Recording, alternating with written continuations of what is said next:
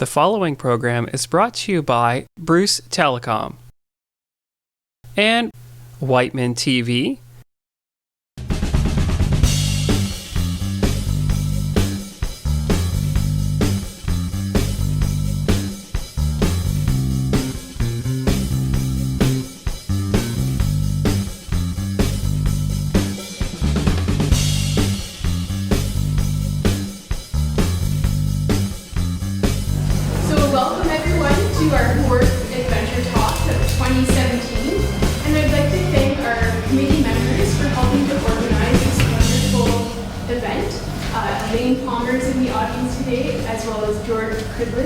So thank you very much for both of your work.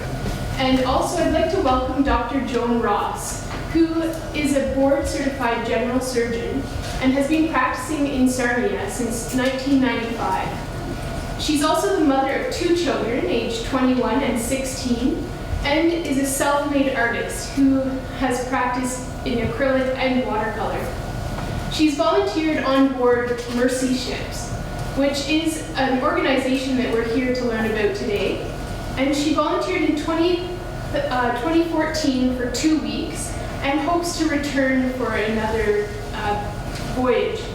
So she's been on their speaking tour since that time. So I'd like to welcome her here today. Thank you everyone for joining us. So thank you everyone, and thank you for that introduction. And thanks for coming today to hear about something that's become a real passion for me. I am very honored to be asked to speak today on a topic that has become a real passion for me. I'm pleased to be able to share my adventure with you in your Adventure Talk series, Canadians Helping Others Around the World, in celebration of Canada's 150th birthday. Happy birthday, Canada. I truly had an amazing adventure while lending a hand, or 2 hands in my case, to the charitable organization called Mercy Ships as a surgeon. The hospital ship serving the surgical needs of the coastal nations of West Africa. It may be that what you see in my video presentation will bring tears to your eyes, even though the cases I've chosen are just everyday surgical cases for the Africa Mercy Ship.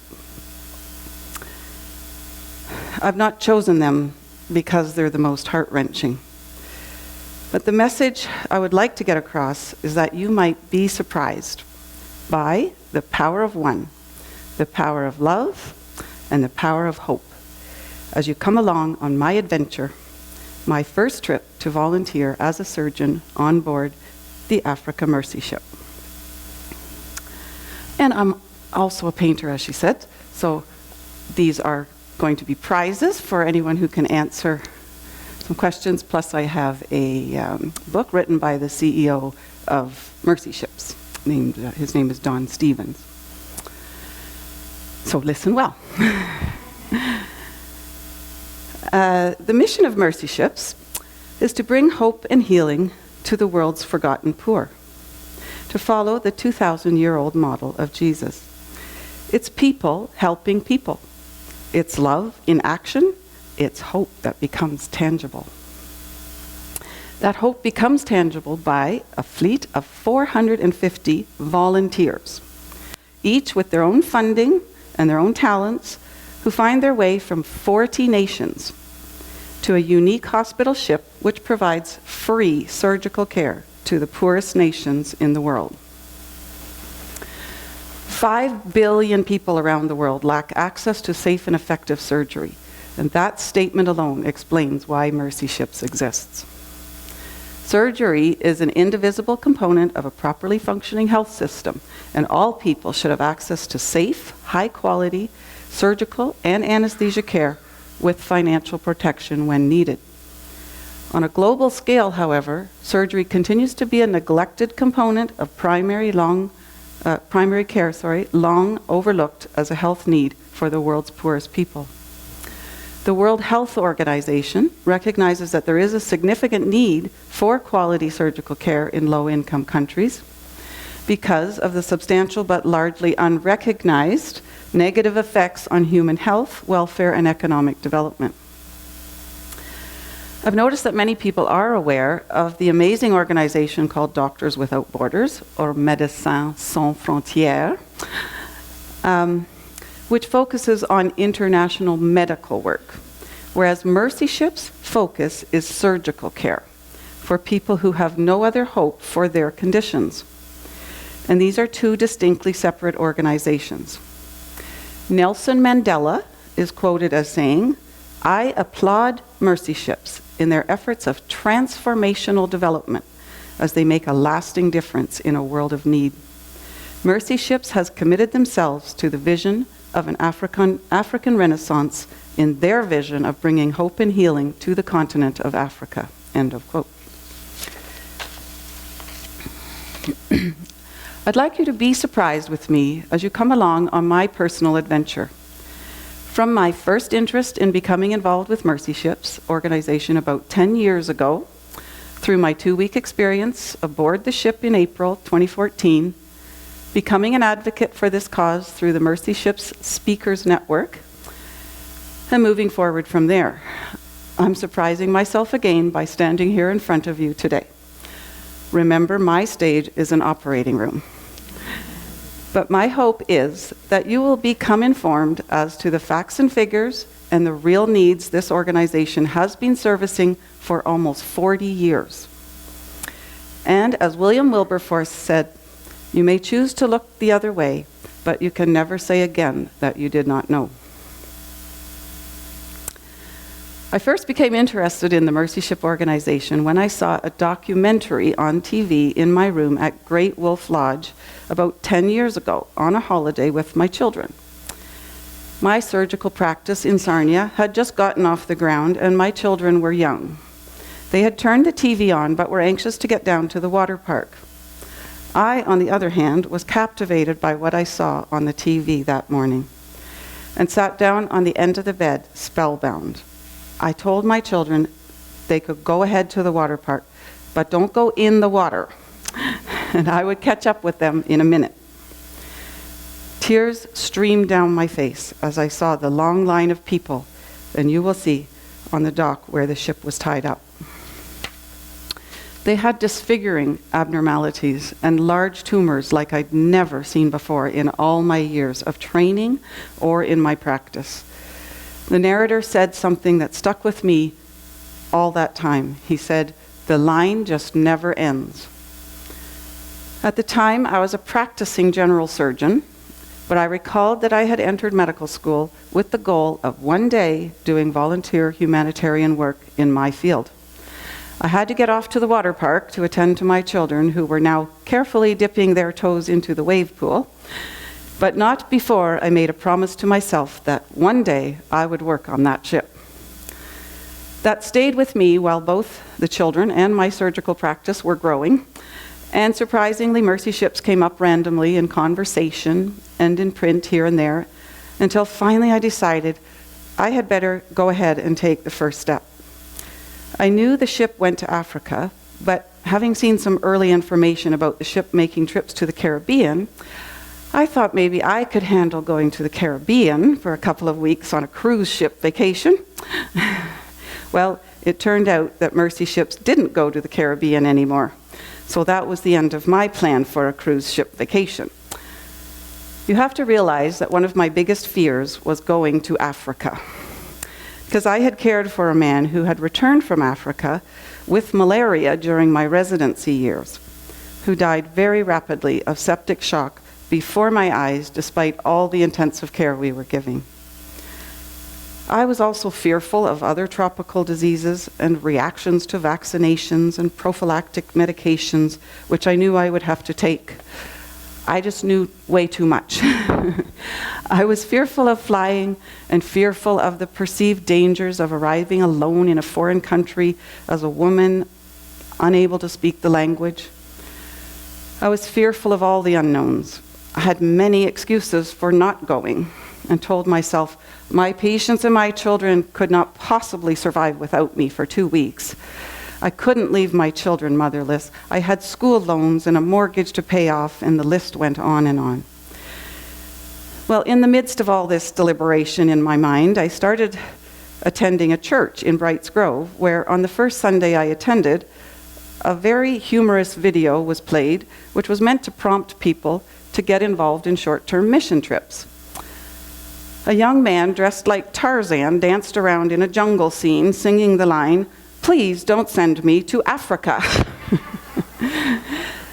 Most of the audience was chuckling at the humorous presentation, but after I got over wondering if the pastor was okay, I decided that maybe God really does have a sense of humor, and it really was a calling for me to go to Africa, even if I had to face my giants and go afraid. As a result of my fears, I kept the whole thing pretty quiet, just in case I chickened out, and decided not to go. But this was a dilemma because I really didn't want to go alone, so I really wanted to find someone to go with me. So I had to talk about it to some extent. I don't recall exactly how this happened, but someone got wind of my plan, and the next thing I knew, the local newspaper, Sarnia This Week, ran an article on it. Then, much to my surprise, within a day or so, I was contacted by Wei Chan of the CBC Morning Show to give a live phone interview. So, way out of my comfort zone. So, the first video in the presentation, which I will be showing you, is actually the interview with Wei Chan before I ever went to Africa. And that's intertwined with footage that I took with my GoPro. So I hope no one gets seasick when they see the ship is not actually rocking like my video shows. So I took some footage while I was on the ship, and that's in my little presentation, and as well as some uncopyrighted Mercy Ships footage. And then following my video, you will then see some Mercy Ships videos of individual patients that may be shocking to you if you have a weak stomach. But they do have a happy ending. So just wait till you see the smiles of gratitude. I'm going to show the whole series of video clips now, and then if there's time after the video, I will finish up with the vision for the future of Mercy Ships and for myself. And perhaps, if there's time, share some very personal stories, which are my fondest memories. It's described as the largest floating operating room in the world. It's a hospital ship that, true to its name, the Mercy Ship, embarks on missions of mercy to Africa and the Caribbean. It's staffed by 450 volunteers from approximately 40 nations, people who donate their time and expertise to help bring medical care to thousands who would otherwise have no way of being treated. Dr. Joan Ross is a surgeon in Sarnia. She leaves this week for a stint aboard the Mercy off the coast of Congo. She joins us now from her office in Sarnia. Good morning. Good morning, Ray. You first heard about these Mercy ships when you saw a documentary. What was it about what you saw that made you want to volunteer? Okay, well, I watched this about 10 or 15 years ago, and I was just really deeply moved by what I saw, and I'm sure anyone would be if they saw it. It's an absolutely amazing charity, as you mentioned, a floating hospital with 5 operating rooms, and you see people lining up at the ship to be seen and helped with just figuring out anomalies, and it just breaks your heart to see that people have to suffer because they have no access to medical care. Up to 50% of the people in West Africa have no access to even a nurse or a doctor. And the narrator of the documentary just mentioned that the line just never ends. And so I just thought, well, many of us are blessed with so much in this country, and all life has dignity and all life has value. So if I can share any of my time or talents to help some of these less fortunate people, then I thought, what an honor to use my unique training and join this cause. So that stayed with you for so many years then? Yeah. Well, now here you are, about to embark on this adventure. What are your thoughts? Well, I'm really excited, really excited. Mostly just excited that people's lives can literally be transformed with the surgery that they receive, and just to see the smiles, and to see people being able to go back into their community and be able to get jobs and be accepted into their community again, and. Yeah, I'm just really excited that God's opened the door finally to let me go and do this. And so tell me more about this ship and the facilities that are on board. Okay, well, as you mentioned, there's 5 operating rooms and 450 volunteers, and they're all giving their services to provide free health care. And so it's mainly a surgical ship, so a lot of surgeries are done, orthopedic surgery, women's fistula surgery, head and neck tumors and hernias and things that just got neglected way too long.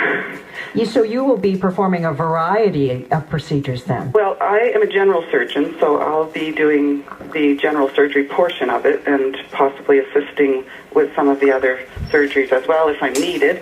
I even have to be on call, so we do surgery all during the day, and then in the evening we take the time off, but then we're on call for, of course, any complications that might occur in the post-op period, and the people recover on the ship, and there's ward beds on the ship as well, and they are discharged when they're ready and go back to their homes and enter back into their community. How does this actually work when you're in Africa? Is it just open to anyone who needs the medical attention then? They just come to the ship? Yes, they know about the ship. It's been in operation since 1978, and they just come and line up at the dock, and then they're screened by doctors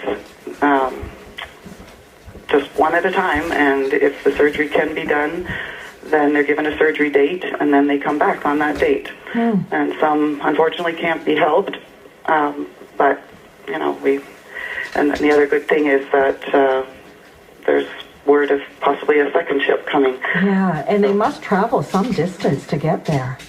Yes, well, I believe they stay in, this is my first trip, so I understand that they work 10 months of the year, and then they move to another country, but focusing mainly in West Africa. What have others said to you about the experience and how rewarding it was for them?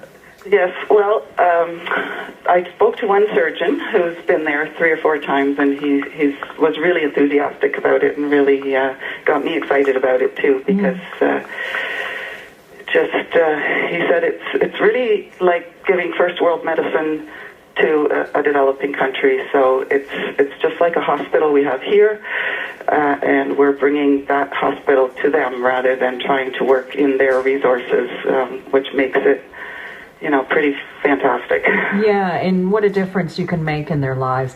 Doctor, thank you very much for speaking with us, and maybe we'll check back with you. You can tell us about your experience. I would most love to do that. All right, you take Thank care. you very much. My pleasure. All right, bye-bye. Bye. Dr. Joan Ross is a general surgeon in Sarnia. She leaves this week for a humanitarian mission aboard the Mercy ship in Africa.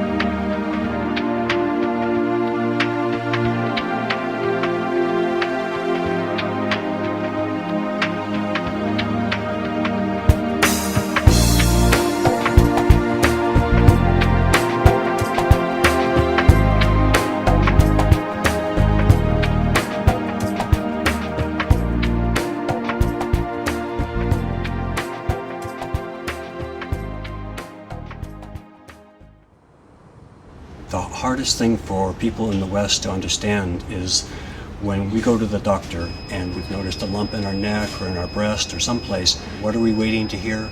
Don't worry, it's benign. It means it's not cancer, it's not going to spread to other areas of your body, but it's going to continue to grow where it is. And if you don't have access to surgical care, that benign problem becomes an enormous problem. You die because the tumor gets so big that you can't breathe around it and you suffocate slowly.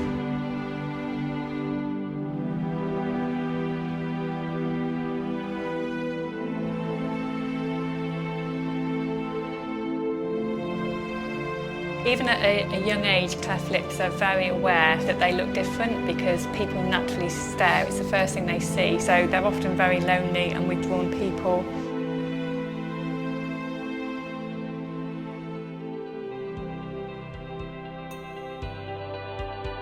Even though it takes a very big operation sometimes, you can cure them and reconstruct them so that they will be able to sit at the table with the rest of the human race and they can have a normal life.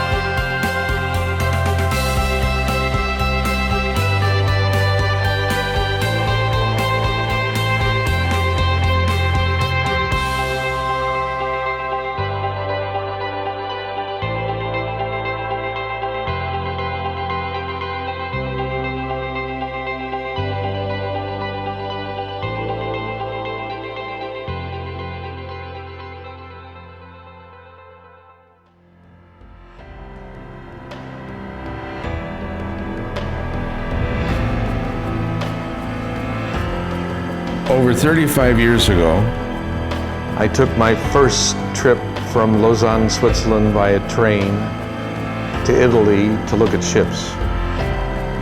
I listed some of the things that I didn't know or that I heard. You can't do that. It's way too expensive. I didn't know where we would find a crew.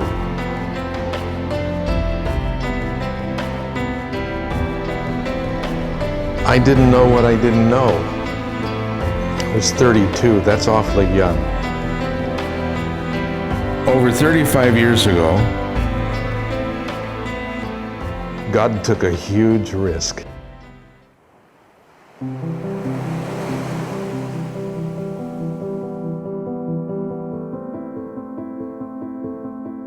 Mercy Ships is a unique organisation because it is bringing services to countries that would otherwise never be able to access those services. It gives us the flexibility to bring first world healthcare to the developing world. The diseases, the medical conditions we encounter are the diseases of poverty, abject poverty. Much of what we address would not be there if it weren't for the level of poverty in these nations. The millions of people who either physically or financially do not have access to healthcare are staggering. People say to me, well, there's all these millions.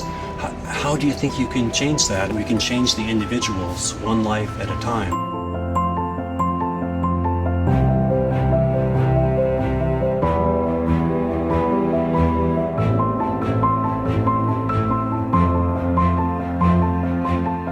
Just see people that need help, you realise that they have no way of getting help, and I want them to know that they're loved. Love is a language that doesn't need words all the time. You can show compassion and care for them.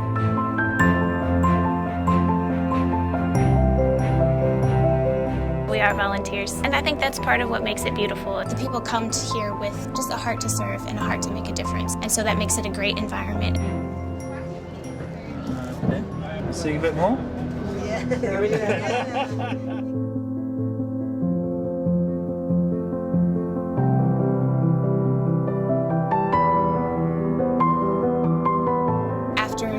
rejection and the ridicule and the hard lives that they've had up until this point than to have a ward full of nurses and the other ship staff. People just pour out so much love on them. Love does make a difference. Every single patient that comes in here does come away with not only physical healing but also emotional and spiritual healing as well. What happens in their hearts is really what changes them, and that's what I think empowers them to go home and be people and to get jobs and to go to school and to believe in themselves. This is really the setting that Mercy Ships fits into. Bringing this hospital ship in, it's a state-of-the-art platform. Surgeons, nurses, professionals from all over the world, offering this free of charge at the highest standards is unique. We're working hard here to leave a legacy of improved healthcare. We can stand in the gap while we encourage the development of the healthcare systems in the nations in which we serve. Mercy gets very much the concept of training. We're always trying to do ourselves out of a job. That's perfect, really, because they've got the skills and they kind of get the program. That's kind of the aim, really. We want the day to come when all the nations on earth are able to care for their people, and we have a long ways to go, especially as we're serving some of the poorest nations in the world.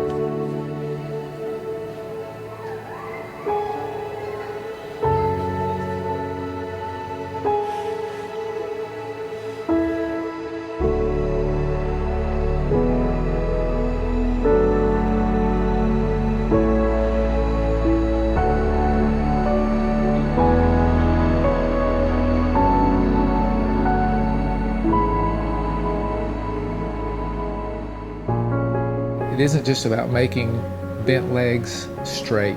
It's about enabling these children to re-enter society. Someday they can marry, they can get a job, they can work. It really truly gives them their life back. Their medical photos that we take kind of show it all. Their pre-op picture, none of them are smiling and they all look really scared. And then in their post-op picture, they have the biggest smiles on and they're so happy. I mean, it's only 2 pictures, but you can see that a journey has happened. They never even dared to dream before, and now suddenly it's reality that they can dream and that these dreams could actually come true.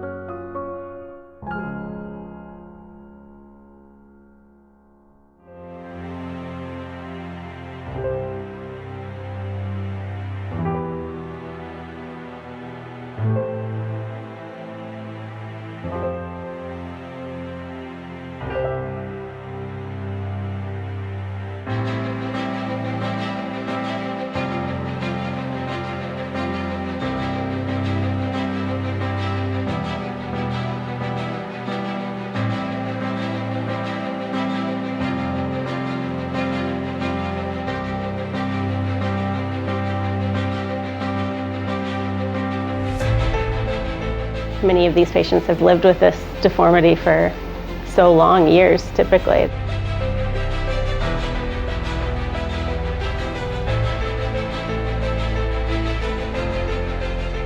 The biggest part of plastics is to restore function. Making an arm move that couldn't move before, or giving them back a function of a limb, or turning their neck, or standing up all the way straight, whatever it is. That is what we do here, is to just get them back to a normal life.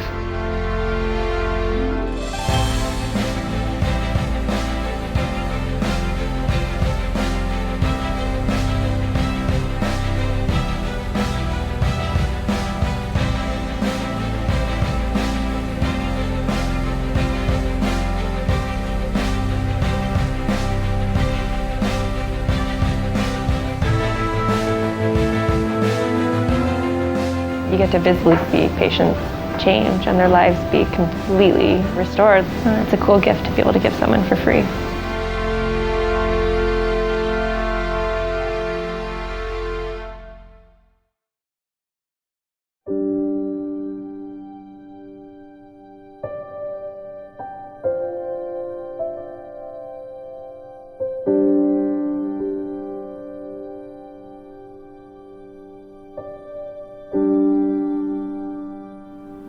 With this process of obstructed labor, this lady will be suffering for some days, 2-3 days. She is there with pain, she is suffering, she delivered finally, her baby is dead, her bladder is broken completely and she is leaking urine all the time. And then when she goes back home, her husband will just abandon her. She will go back to her parent and possibly they will abandon her. You have been somebody today, but tomorrow you are nobody. You were a mother, you were a wife, but tomorrow nobody knows you.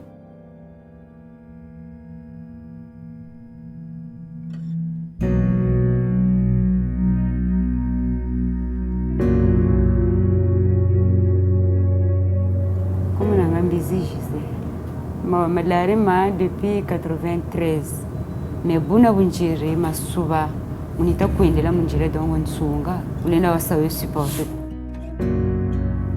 ka bagala lebo ka kunkalaga mubungura masuba mave me komo monati mwana ka futura ba ka ku faleka kumbika faleka bonga doya andika monati bwana ka lori ntamu yokisa kwa nikafutu kuela nketu wanje wakaka mais société au bana souci na biari bon vutu mona mena umwini ti bon bakala ribu mbakiririo dikaboni yandi tu batu yiri kaziku ngati tu sala sana mebuka kunkariri dongo ndikamona ti zingu tamino kachishira cha chiboteko.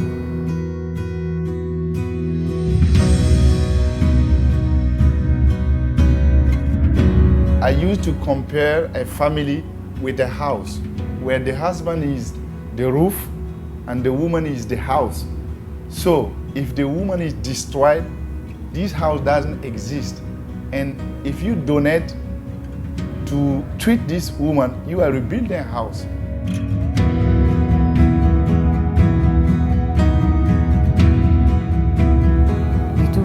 Kala buna bujiri kata sikila ika yuma kata vutu bola ko bon nitu boti mbo vutu kala mpe buna bujiri à fur et à mesure.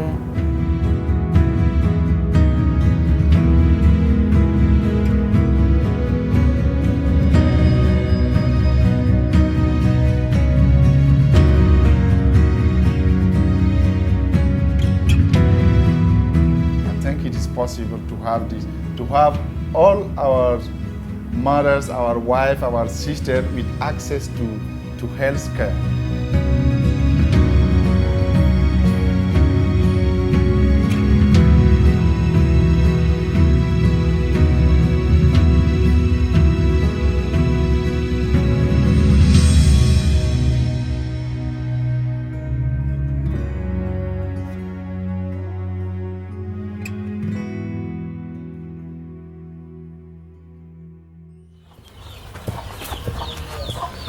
Nanja tamnara jenne nai iun ka nungun nanja pa misekufa bua tamatabdo yenna dari ntakuna mugdaw nanja ungura ruyandu.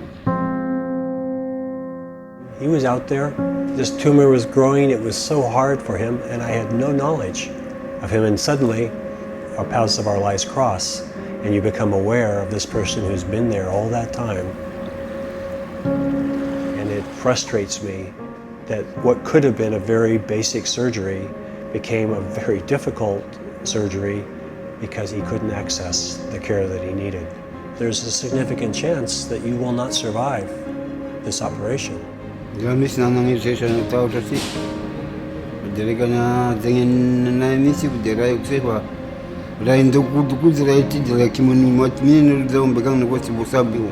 Alago na matem sa bona murugo kitugumguni.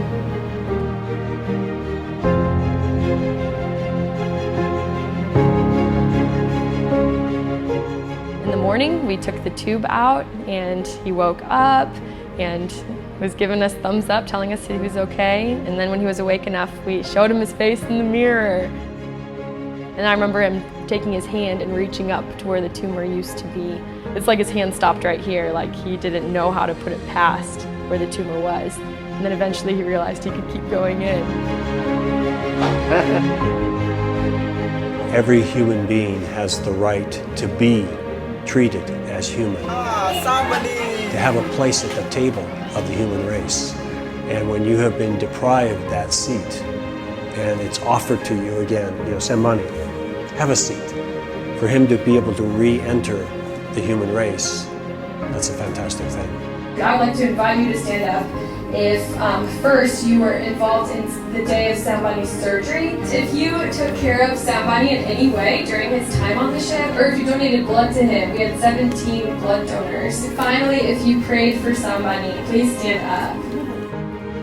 All these people doing their part makes it possible to do these kind of things together, and that interdependency is very easy to see in days like Sambani's surgery.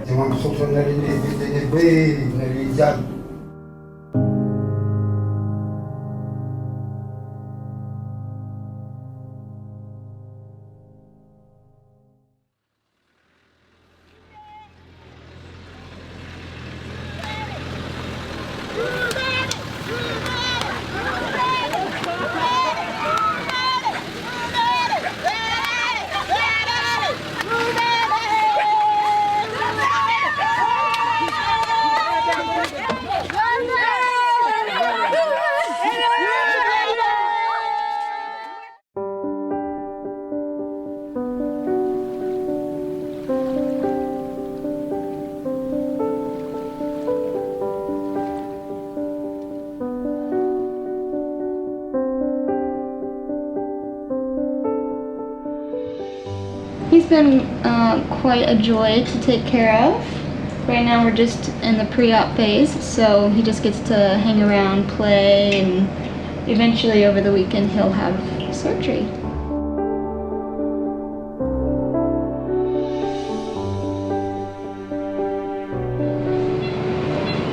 In the Western world, this would be repaired when you're 3 months old.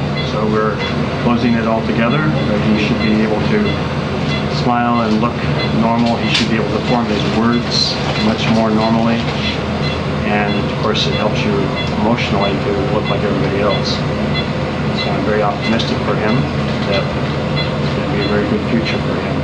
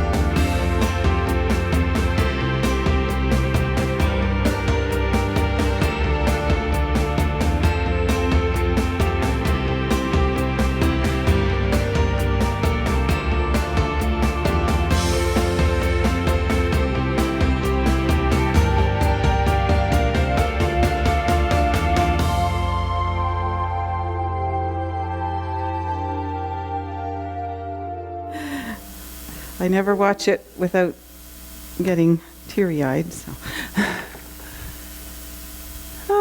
Okay, so I hope that like, I didn't think I could give you a presentation of what happens and what the ship's all about without showing those videos. I apologize that they ended all of them with a little plea for donations that wasn't meant to be part of the presentation.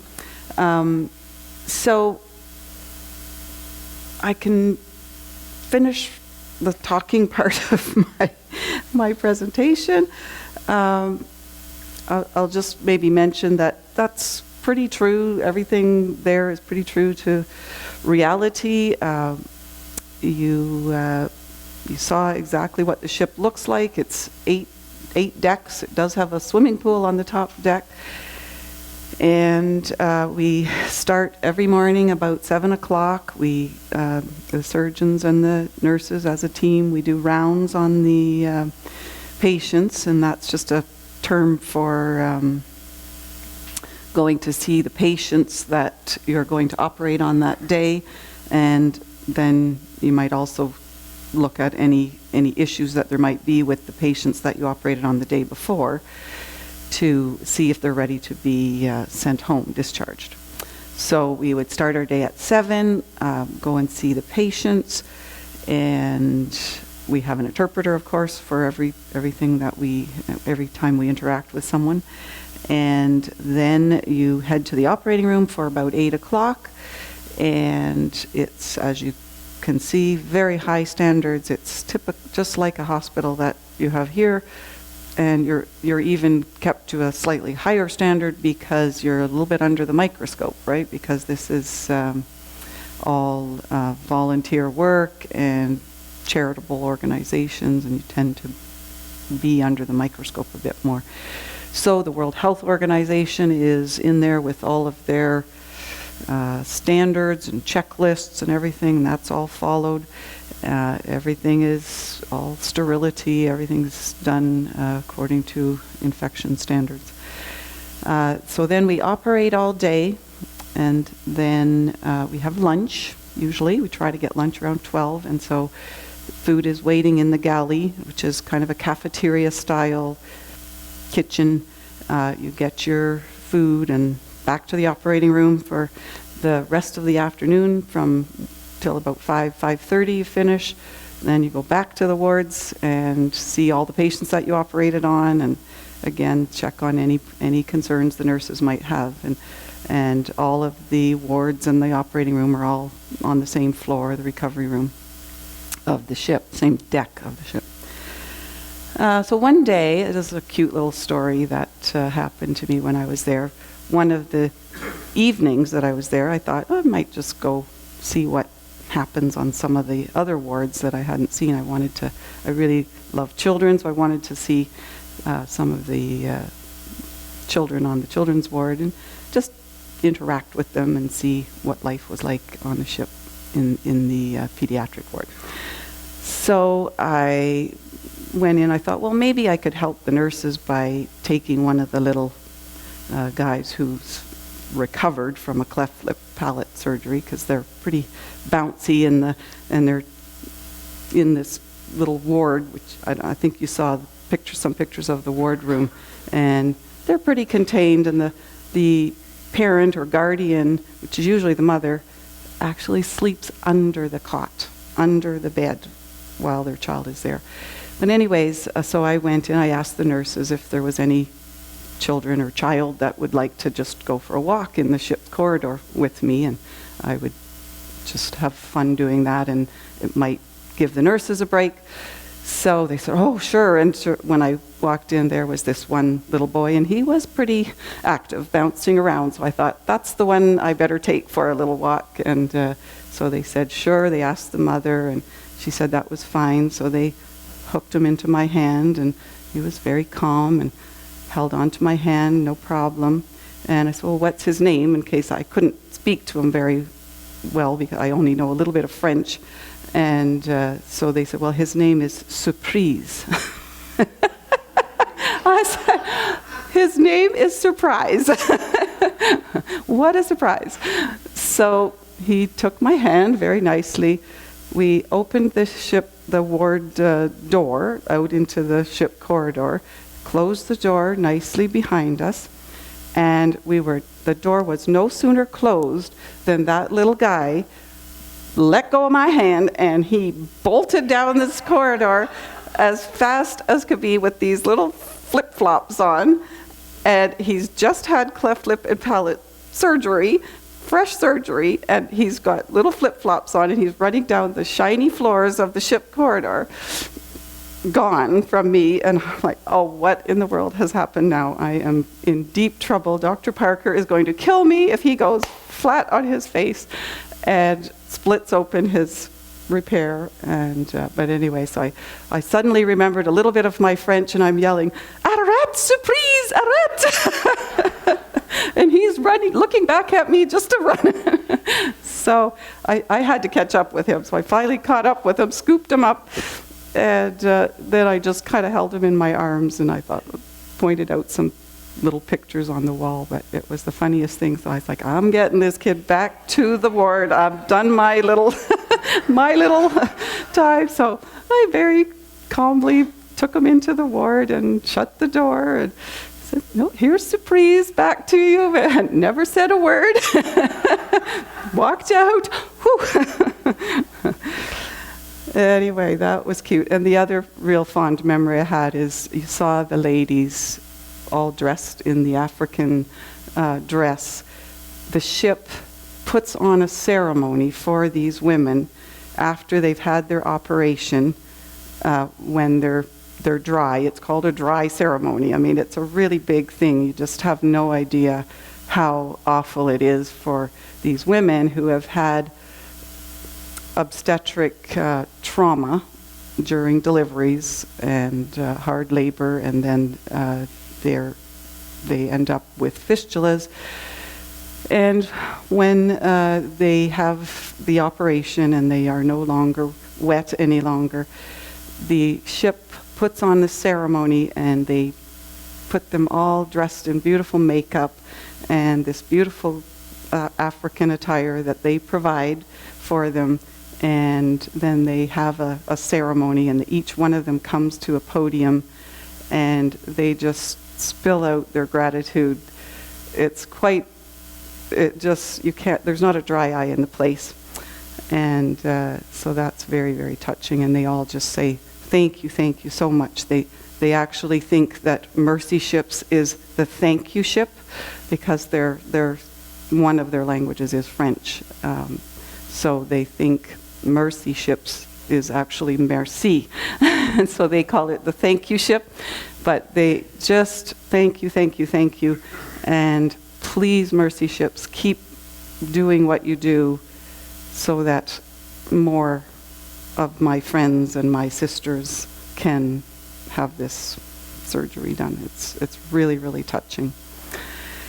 So if that's not enough, Mercy Ships embarked on a plan to build another mighty ship, which would be able to get down the Congo River into the interior of Congo.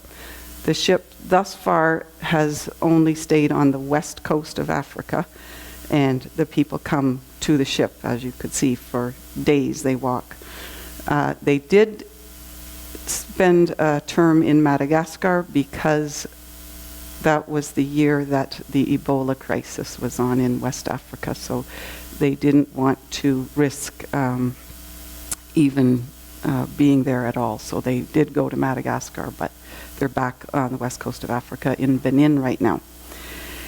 So this new ship, it did say completed by 2017, but of course it has been delayed, so now they're looking probably at 2018. So many more volunteers will be needed for another whole ship. And please realize that you don't have to be a doctor or a nurse to volunteer. There are many jobs to be done on this floating hospital to keep the dream alive for one more to receive the surgery they so desperately need, one person at a time. My vision for myself is to continue to advocate for this cause in speaking engagements, and my dream is that we might put my little hometown on the map by sending a whole team from Sarnia to the ship. I also hope to return to the ship for a longer term next time, and I've been thinking much about lending my services as a trainer in a surgical mentoring project. I do enjoy teaching surgery and anatomy. So I'll finish with this. As an idealistic young person, I tended to be very skeptical about the distribution of funds within charitable organizations, and I simplistically wanted to just go to these countries and take a child in my arms and take them home, and that way I would know they got every penny of my money. But I've since learned much about charitable giving, and help such as that can actually do more harm than good. So essential components of charitable organizations, beyond dealing with the immediate needs of the people, must include capacity building projects and sustainable community development projects, which are most important for investing in the future of the country. Mercy Ships does provide for capacity building with surgeon mentoring projects and essential surgical skills courses to enhance the standards of care within their surgical ecosystem, with the philosophy of training people to train others. Mercy Ships also partners with NGOs in the countries served by Mercy Ships with a nutritional agriculture program called Food for Life, which trains local farmers who then train others after the ship has sailed. One project had a nutrition facilitator present through a 22-week course to teach participants the principles of nutrition and nutritional foods and incorporating these foods into a well-balanced diet. And all of these projects are evaluated in terms of immediate indicators of success, short-term indicators, and long-term indicators. So 1 to 2 years after the ship's departure, evaluators look for continued implementation of learned materials, with new trainers continuing to train other participants, such as colleagues or medical students, in a course structure adapted to the local environment and the participant availability. This is key, and I'll never forget a story I read of a wealthy philanthropist who decided to fly a large piece of farm machinery from the US and let it down by helicopter into the rice fields of China. Several years later, they were very resentful to discover that the piece of farm machinery was rusting away right where they let it down. It had absolutely no use in the rice fields, which were in a stepwise fashion on the sides of the mountains. So right now, I see an amazing group of people in front of me, a group of people who have an interest in serving others, and who also want to know that their help will have a significant impact on the people to whom it is directed. I can assure you, after my own personal, first-hand experience aboard the Africa Mercy Ship, that each individual's help will have a huge impact, greater than you can even imagine. And my hope is that you have been surprised to realize the impact one person's love can have, whether on board the ship or through monthly donations, to make a difference one life at a time. As ship surgeon Dr. Gary Parker says, when people receive the surgery that solves their problem, hope has become tangible. And when that happens, hope becomes believable for the future because they've actually seen real change. And then they'll have the courage to trust and believe that they can work for a better tomorrow. Thank you for your attention.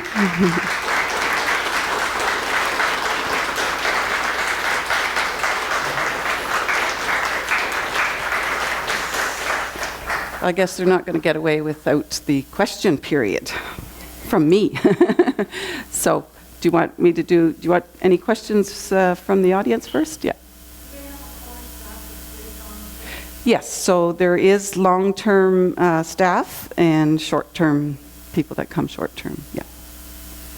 And the people that do, just in case anyone is interested in long-term work on the ship, if you're going to work on the ship more than 3 months, then you have to go to the training in Texas, where their facility in Texas is, and I'm not sure how long the training is, but I'll probably have to find out because I'm probably going to do that. So yeah, there's a training.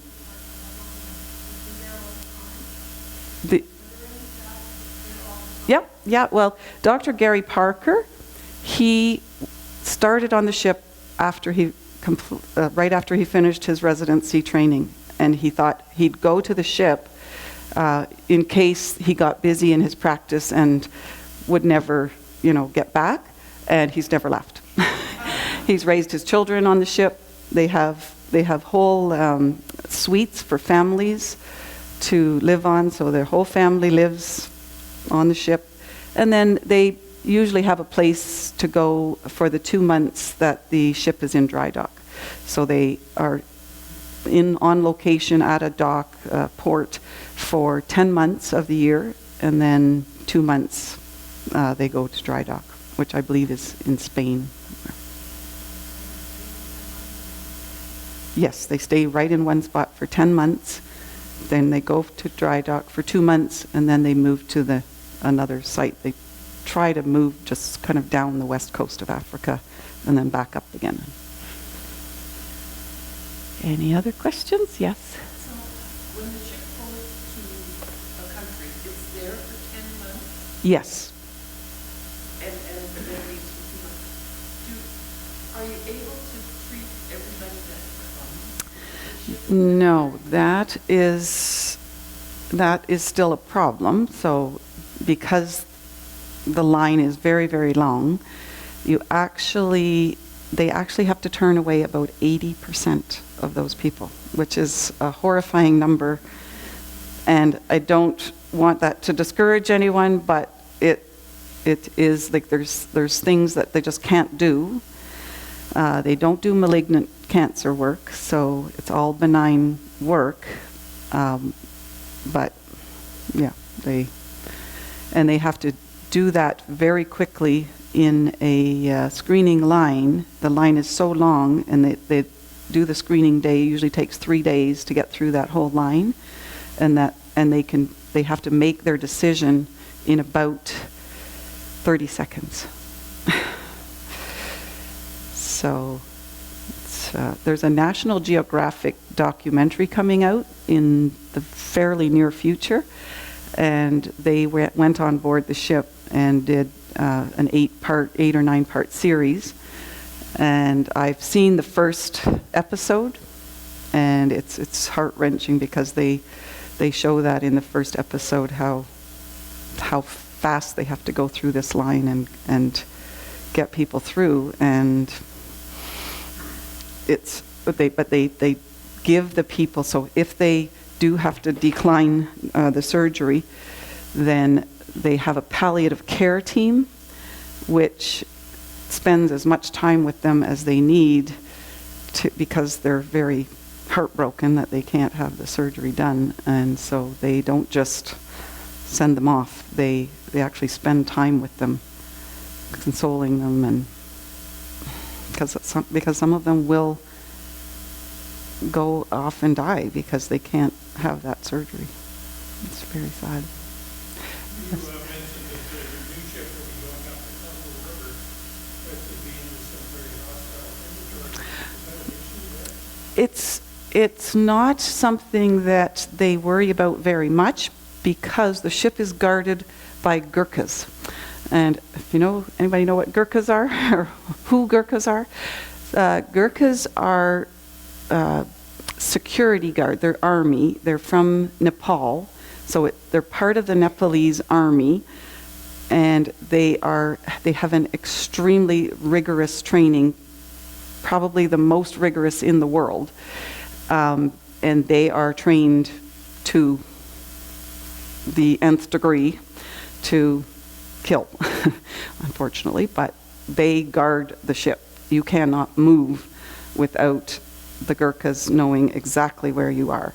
And one time I left the ship, and because it was my first trip, I didn't remember or recall that I had to sign out. There's only one way off the ship and on the ship by the gangplank, which you can roll that up, and the engines are 30% of the engines are running at any one time, and the ship can be out in the middle of the ocean in 30 minutes.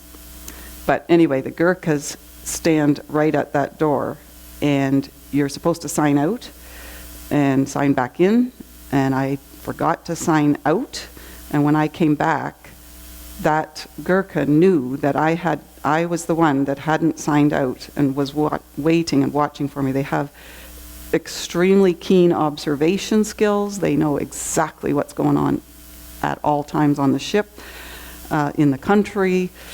And so it's very, very safe on the ship. And then you're also in a gated, very high gated, guarded dock. So shouldn't be, but I understand your question.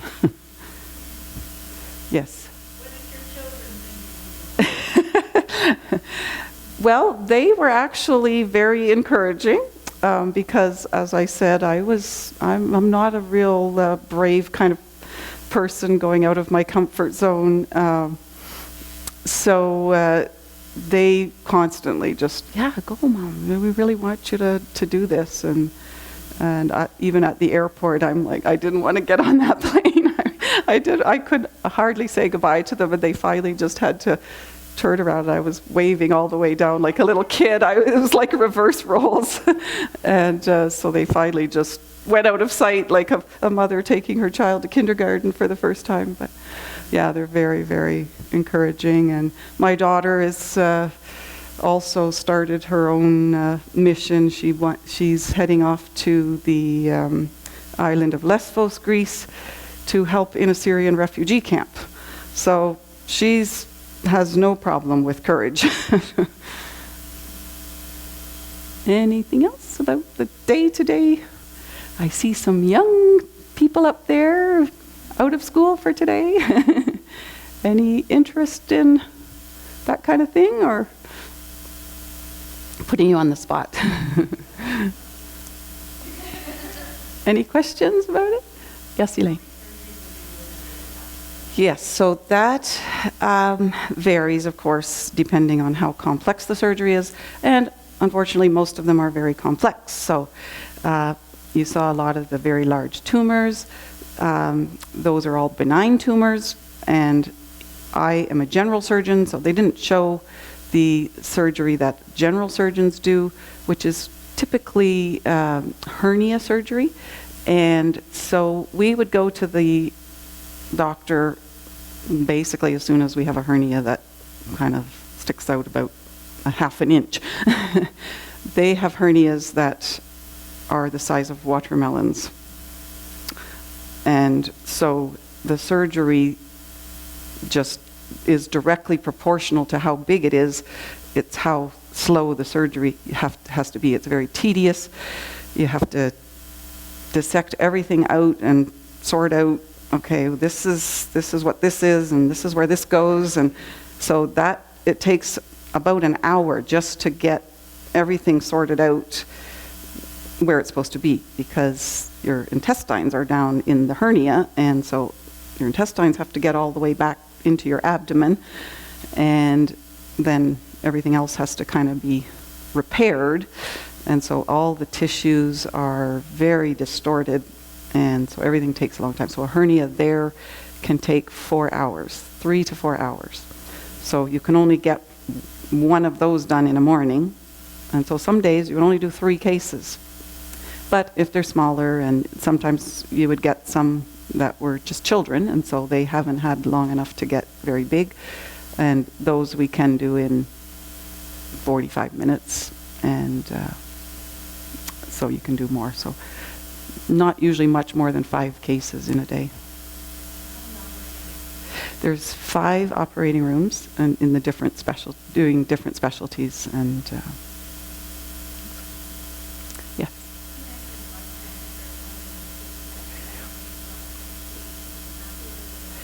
That's a great question. The people on the ship are your living blood bank. Yeah. And they just call out. They might expect that they would only need 2 units of blood for this particular surgery, and they get into more bleeding than they expected, because a lot of these, because you're dissecting so much tissue and it's constantly just oozing a little bit all the time, your blood loss gets to be a lot more. I hope I'm not taking anybody's making anybody feel sick. This fellow looks sorry. Okay. So then they just make a call out. We need 17 units of blood, and people just leave their posts and come and get the blood, and it gets right to the operating room. It's still warm when they hang it up. It's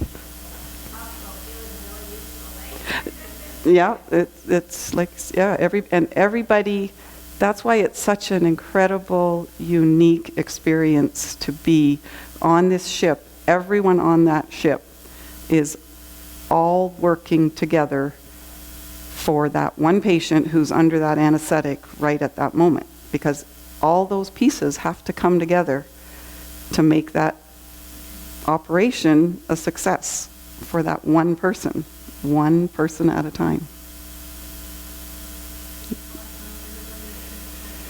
Yeah, you know your blood type, and yeah.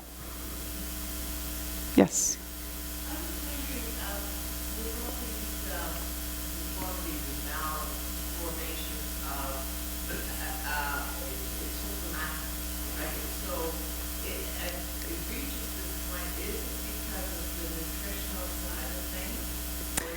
No.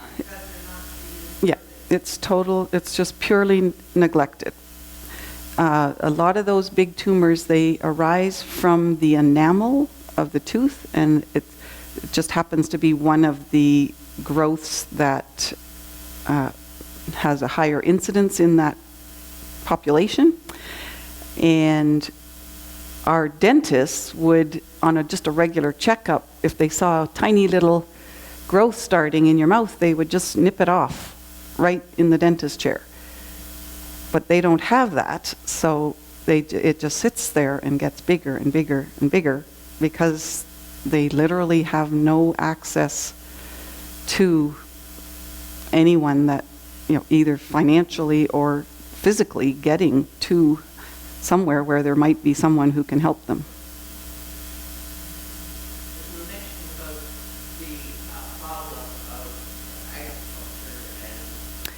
Yes. Yes, that is a problem mainly because of poverty, but it's not necessarily a cause of the tumors. Yeah.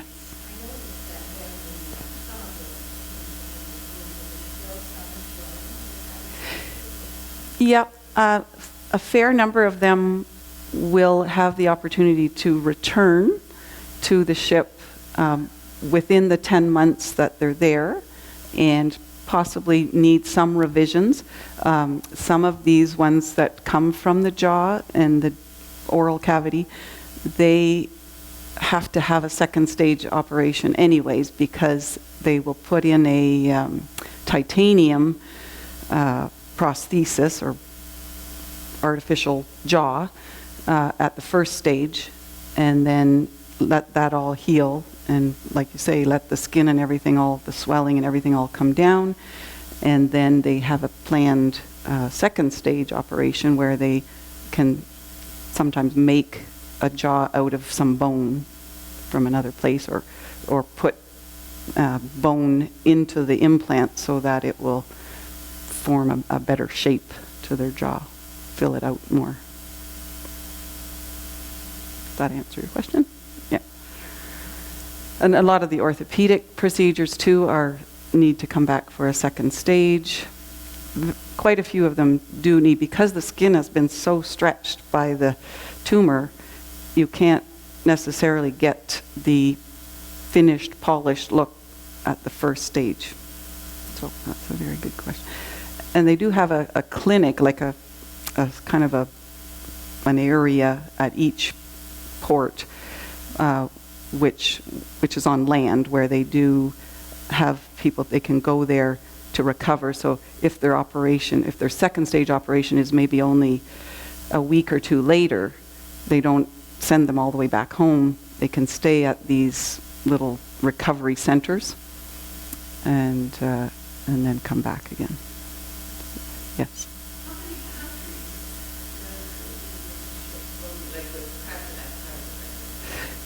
Well, it's, I'm not sure how many countries there are along the west coast of Africa, but it's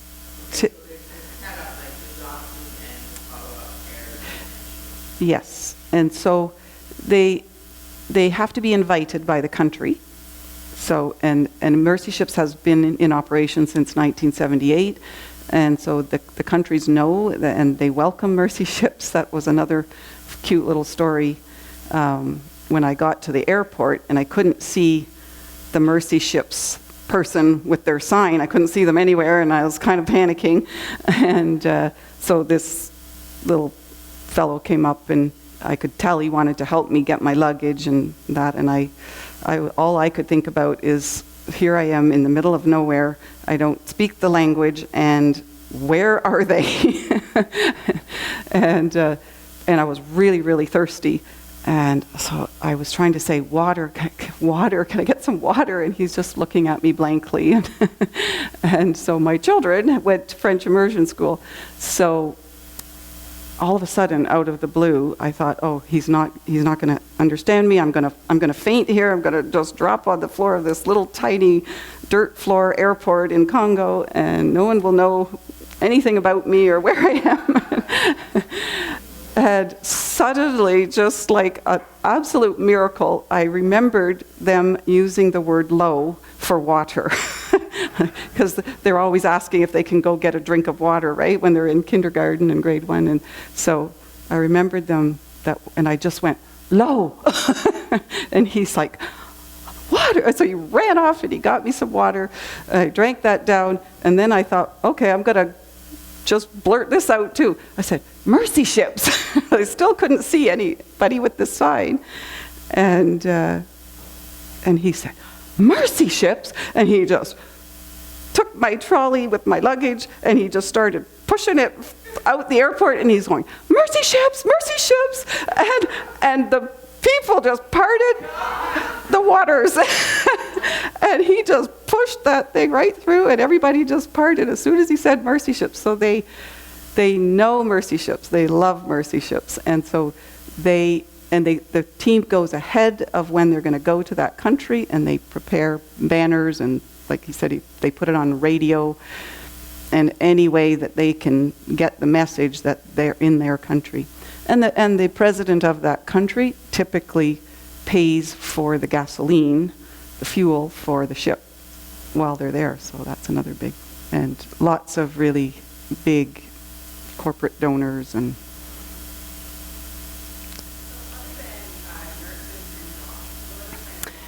yes, good question. So there's a kitchen. People need to eat. So people cook food, people serve food, clean up the kitchen. There's maintenance and housekeeping, rather. So there's lots of people that need to clean the ship, and that obviously has to be done every day, all the time. There are drivers that take people back and forth to the airport, pick me up. They were late, but anyway, they pick you up, take you back and forth all the time. There's people always coming and going. The patients, they sometimes drive them home. There's hospitality. So when I arrive, and I've never been on the ship before, so there's one person that's in charge each day of greeting new people and constantly standing at the ship door, and they greet them and take them on a tour of the ship and show them where everything is and just get you acquainted with the ship and get your paperwork and all of that sorted out. And so there's lots of different jobs. I'm maybe not giving all of them, but, and of course there's you saw the physiotherapists, X-ray, lab techs, yeah, all of those people. All the people that would be in a hospital here. How many nationalities would be on that ship? And is it primarily a North American venture, or? No, it is definitely international, multinational.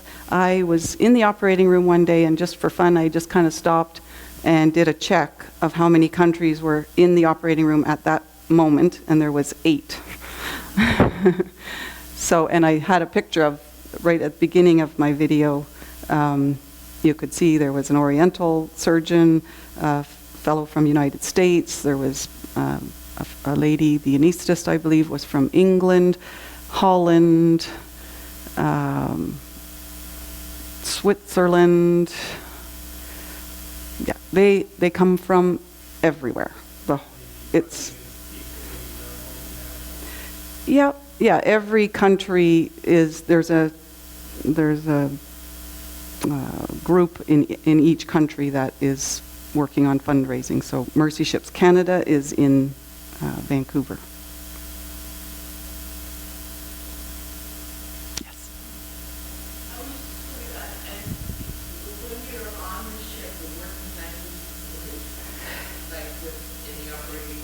Yes, yes. We're speaking English. Then they have interpreters all the time that are speaking whatever dialect, but there's French and then many dialects of the African languages.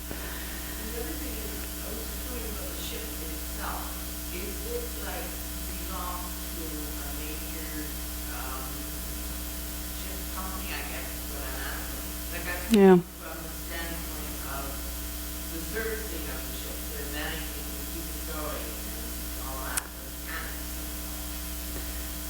Well, Don Stevens is the CEO. He's the founder and CEO.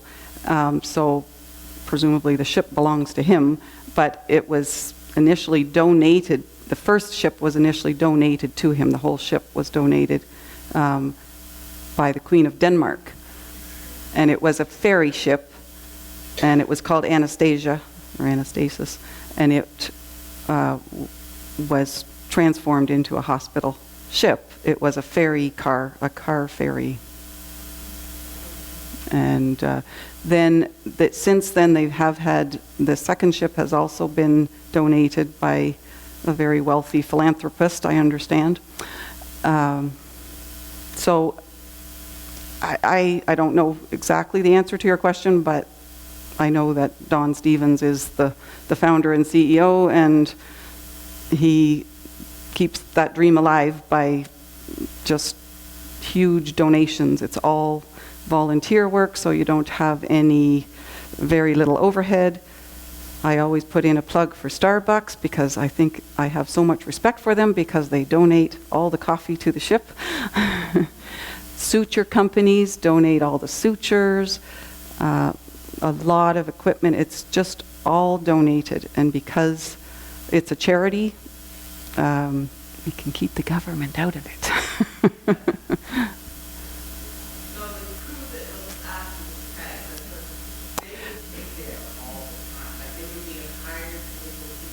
Yes, I believe there are some paid positions, but they also train some of the local people too to come and help in the engine room. And I'm not 100% sure which are the paid positions, but I know most of the staffing is all volunteer. 500 of the staff are all volunteer. All the medical staff.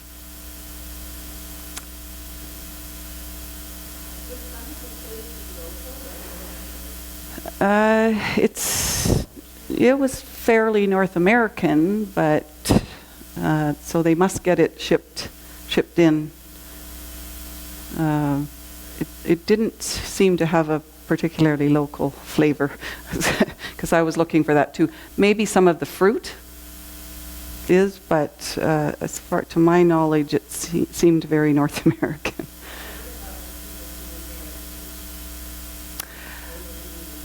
Yes, they do actually. Yes, they serve them their own traditional types of rice and beans dishes. They get well fed, of course, and but yeah, they're careful to make sure that they're eating what they're used to eating.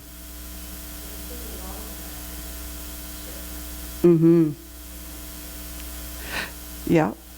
Yeah, because if it has to be shipped in, but it's probably donated as well.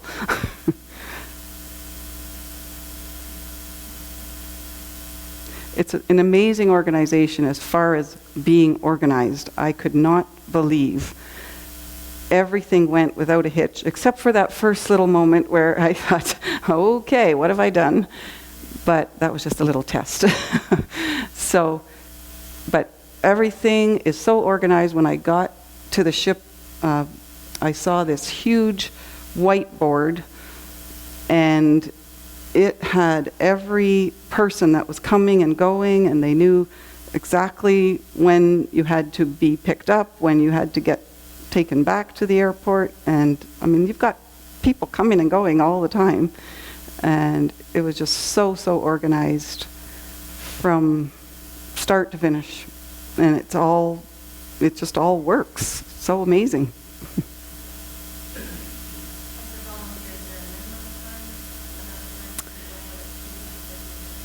Yeah, they prefer that you go a little longer than 2 weeks, but the surgeons typically go between 2 and 4 weeks, because most of them are leaving their practice and coming and just doing a short-term stint.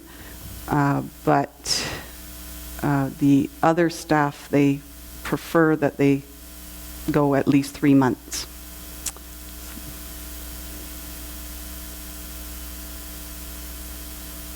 Okay, so I better do my questions now. All right, so what was the name of the world leader that I quoted in my... Oh, you have to put your hand up. So okay, so that question is excluded. And I'll pick who... I'm going to ask 2 questions, because I'm going to make it a little harder. 2 questions, and whoever gets 2 questions right can have this painting. All right. Does anyone know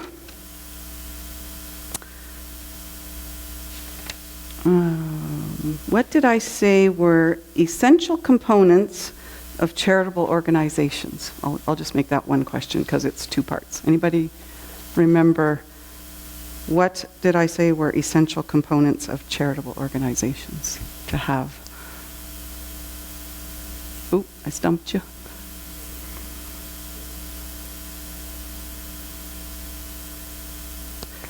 Yes. Pretty good, yes. Sustainability and capacity building. All right, we can give him my beach painting just to get you thinking about the summer. Okay, and does anybody remember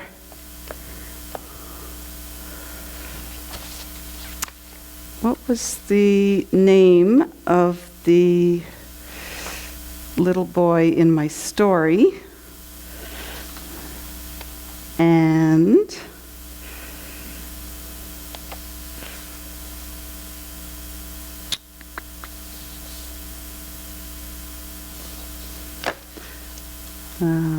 And where is the second ship going to go?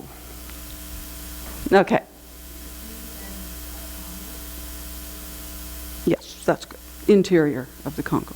Now, would you like the book by Don Stevens or some blank note cards with my paintings on them? The book, okay. Oh, fantastic. Well, you should be up here talking. Okay, one last question. And what is their philosophy for capacity building?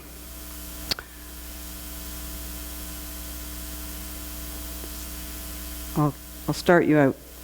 Training people to... Who wants to answer that one? Yes. Close. Training people to You got it. To train others. Oh, you didn't put your hand up, though. All right. You can split these with her. Make sure you each get the same number. All right. I'm done.